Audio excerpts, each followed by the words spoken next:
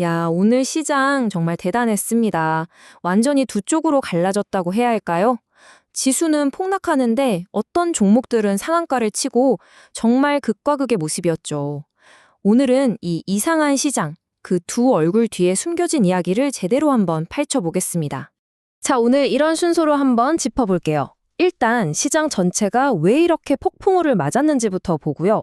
그 와중에 또 엄청나게 질주한 배터리 테마, 그리고 이 위기를 기회로 만든 섹터들은 뭔지, 반면에 잘 나가던 반도체는 왜 흔들렸는지, 그리고 제일 중요한 거죠. 이 혼돈 속에서 우리는 그럼 어떻게 해야 하는지 그 전략까지 한번 이야기 나눠보겠습니다. 자, 첫 번째 이야기입니다.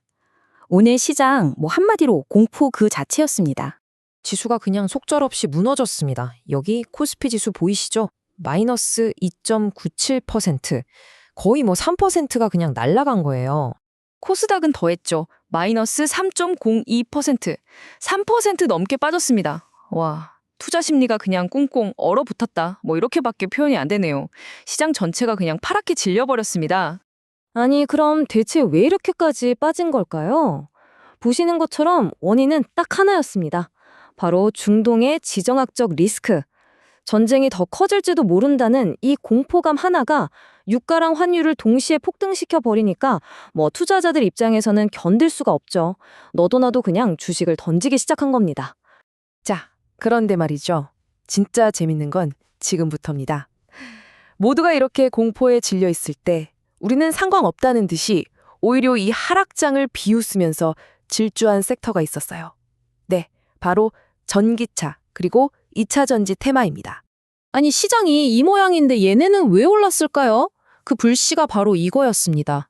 2월 국내 전기차 판매량이 그냥 역대급으로 터져버린 거죠. 정부 보조금도 빨리 풀렸겠다. 기름값은 계속 오르겠다. 그러니까 사람들이 전기차로 몰린 거예요. 작년 같은 달이랑 비교하면 무려 172%가 늘었답니다. 이건 사상 최고치죠. 그 결과가 바로 이겁니다. 보세요. 정말 놀랍지 않나요? 애경케미칼은 시장이 폭락하든 말든 그냥 상한가로 직행해버렸고요.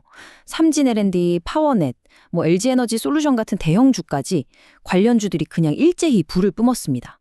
자, 이야기가 점점 더 재밌어집니다. 왜냐하면 시장 전체를 공포로 몰아넣었던 바로 그 중동 리스크가요. 어떤 섹터들한테는 완전 대박 기회가 됐거든요.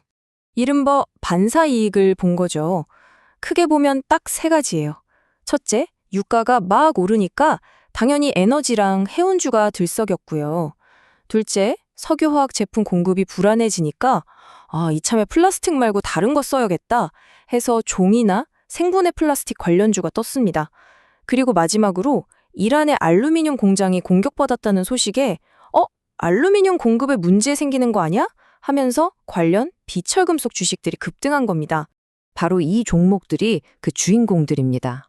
한국 패키지, 에이전트 AI, 상승률 보세요. 거의 30%에 육박하는 그야말로 폭등이죠. 시장 흐름을 그냥 완전히 역주행해버린 겁니다. 자, 그럼 이제 동전의 뒷면을 봐야겠죠. 이렇게 환호하는 쪽이 있었다면 처참하게 무너진 쪽도 있었습니다. 왜 시장의 대장주, 이 반도체 주식들은 오늘 이렇게까지 힘을 못 썼을까요?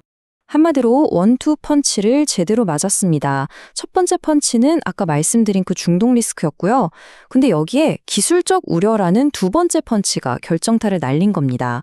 바로 구글발 악재였죠.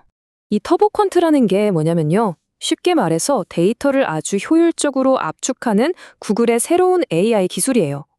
이게 왜 문제냐면 데이터 크기를 6분의 1까지 줄일 수 있다는 건데 그 말은 곧 거대한 AI를 돌리는 데 필요한 고성능 메모리 반도체가 지금보다 훨씬 덜 필요해질 수도 있다는 뜻이거든요. SK하이닉스나 삼성전자에겐 정말 치명적인 소식일 수 있는 거죠. 그리고 그 우려는 곧바로 주가에 반영됐습니다. 결과는 보시는 것처럼 처참했죠. 부품주인 한양디지텍은 15% 가까이 폭락했고 DI, 그리고 대장주인 SK하이닉스랑 삼성전자까지 모두가 파란불을 피할 수 없었습니다. 자, 그럼 이제 가장 중요한 질문이 남았습니다. 이렇게 한쪽에서는 축포를 터뜨리고 다른 한쪽에서는 비명을 지르는 이 혼돈의 시장에서 우리는 대체 어떻게 해야 할까요? 어떤 전략을 세워야 할까요? 오늘 시장 분석에서 가장 중요한 핵심이 바로 이겁니다. 뭐냐면요. 특히 반도체 주식들이 이렇게 떨어진 게 회사 자체에 무슨 큰 문제가 생겨서, 즉 펀더멘털이 훼손돼서가 아니라는 거예요. 그보다는 외부 충격 때문에 투자자들의 심리가 확 얼어붙은 게 더 크다는 거죠.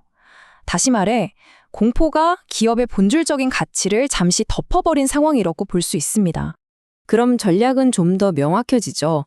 단기적으로는 지금 이 위기 상황에서 직접적으로 수혜를 보는, 예를 들면 에너지 안보나 공급망 대체제 같은 테마들을 짧게 치고 빠지는 보수적인 접근이 필요해 보입니다. 그리고 동시에 장기적인 관점에서는 이렇게 외부 충격으로 과도하게 맞은 우량주들, 특히 반도체 같은 섹터에서 저점 매수 기회를 찾아보는 지혜가 필요한 시점이라고 할 수 있겠습니다. 결국 오늘 시장은 우리에게 하나의 질문을 던지고 있습니다. 이렇게 위기와 기회가 대놓고 공존하는 변동성의 장에서 여러분의 다음 한 수는 무엇입니까? 이 거대한 혼돈 속에서 어떤 길을 선택하시겠습니까?